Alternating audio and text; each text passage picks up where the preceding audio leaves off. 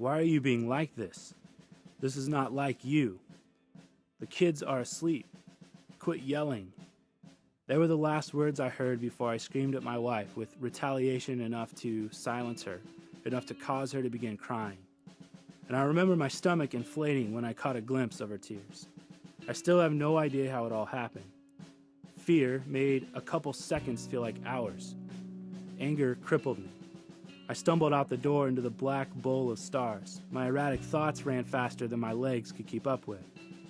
Speechless and utterly confused, I noticed my eyes bulge with tears that had dried up under years of masculinity.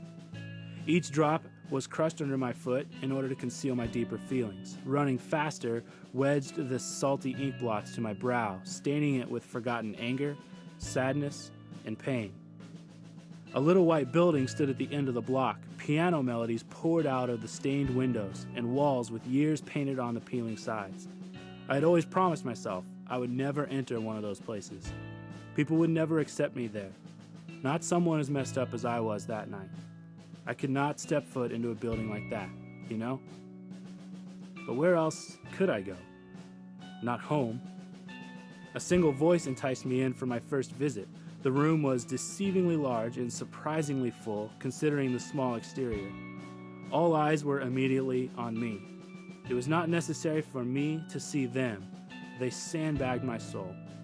They could see right through me, I knew it. If there were anyone who did not belong there, certainty pointed me out. Wait until they hear about my wife, you know? 2 seconds before I turned to walk out the door, the man in the front subtly waved me in.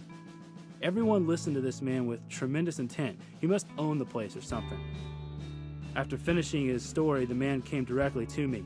I told him his story was great, but I only half believed that.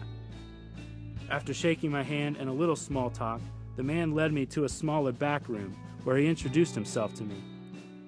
Would you believe we talked for 2 hours?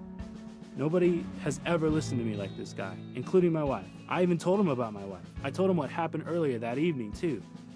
Get this. He let me stay. Anyone else would have asked me to leave, you know? The whole incident still amazes me.